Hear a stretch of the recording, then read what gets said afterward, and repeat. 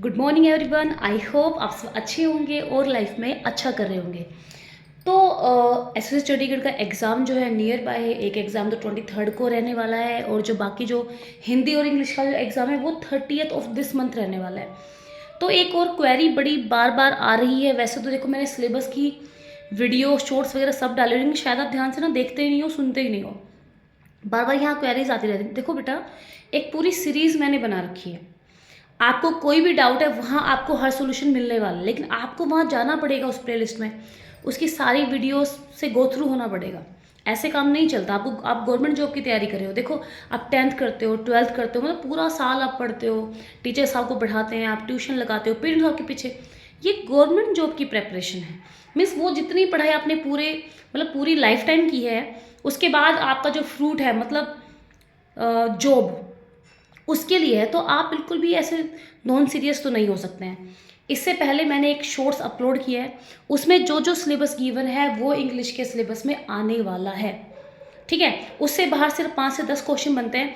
But अगर आप अच्छे से इस सारे जो भी लिटरेचर दे रखा है या ग्रामर का पोर्शन है या जैसे अनसीन पैसेज हैं वो सब दे रखे हैं, अगर आप उन सबको थरली करते हैं, ठीक है, जितने भी टॉपिक हैं, भाई शेक्सपियर है या इंडियन राइटिंग है या अमेरिकन राइटिंग है, उनको अगर आप थरली करते हैं एज वाइज और उसके कंटेम्प्रेरीज को भी, तो आउट ऑफ सिलेबस आपको लगेगा ही नहीं। आप स्मार्ट कैलकुलेशन से उसको कर सकते हैं। जैसे मैंने अटैम्प्ट किए थे 95, ठीक है, तो वही बता 5-6 मैंने स्मार्ट कैलकुलेशन की थी, वो सही भी थी, उसमें से 85 सही थे। ठीक है, दूसरा ध्यान रखना है, बार बार मैं बोल रही हूँ कि नेगेटिव मार्किंग है। इससे पहले मैंने 3 वीडियो अपलोड करी हैं, how to crack the exam. आपको कितना आता है क्या आता है इससे बिल्कुल फ़र्क नहीं पड़ता। अगर आपको पेपर अटैम्प्ट नहीं करना आता है तो पेपर कैसे अटैम्प्ट करना है, क्या माइंड सेट रहता है उस टाइम पे, क्योंकि सारा जो आपका मेंटल जो आपका मतलब पर्सपेक्टिव है उसके ऊपर डिपेंड करता है कि आपका एग्ज़ाम होगा या नहीं होगा। एक स्मार्ट कैलकुलेशन बहुत ज़रूरी है उस टाइम पे, चीज़ों को जज करना बहुत ज़रूरी है, तुक्के नहीं मारने हैं क्योंकि नेगेटिव मार्किंग है।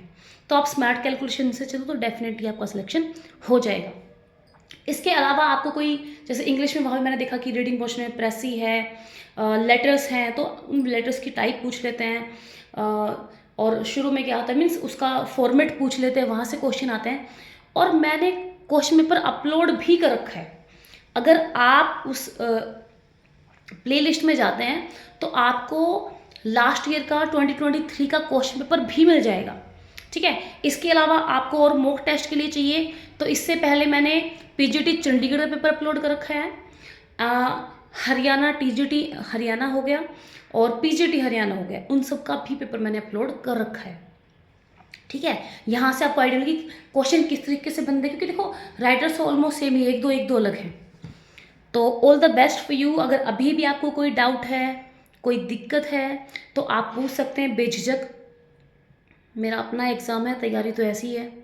ठीक है, तो आप पूछ सकते हैं बेझिझक। और मेरा पेपर जो होगा 16 को, उसका भी मैं क्वेश्चन पेपर अपलोड करूँगी सॉल्यूशन के साथ, अगर मिल गया तो, अगर कोई रिस्ट्रिक्शन नहीं। क्योंकि आजकल क्या हो रहा है, जैसे सीटी का एग्ज़ाम हुआ तो स्ट्रिक्ट ऑर्डर आए थे टीचर्स को कि कोई भी क्वेश्चन पेपर को अपलोड या सॉल्यूशन नहीं करेगा। अगर ऐसा कोई मुझे मीन्स रिस्ट्रिक्शन नहीं मिलता है तो I definitely upload that video. और मैं सॉल्यूशन चाहे ना भी कराऊँ, उसका जो क्वेश्चन पेपर है वो तो मैं अपलोड जरूर करा दूँगी। ठीक है, अनलेस कोई दिक्कत नहीं हुई तो आई होप अब आपको कोई दिक्कत नहीं होगी। इसके अलावा भी अगर आपको कोई इशू है तो आप पूछ सकते हैं। इससे पहले, पूछने से पहले आप एक बार उस प्लेलिस्ट में जाएं, एसएससी चंडीगढ़ प्रेपरेशन के नाम से मिलेगी। तो वहाँ पे आपको कोई भी दिक्कत होती है तो आप उस प्लेलिस्ट को गो थ्रू करें। फिर भी आपको कोई डाउट है फिर आप यहाँ आइए और पूछिए। ठीक है।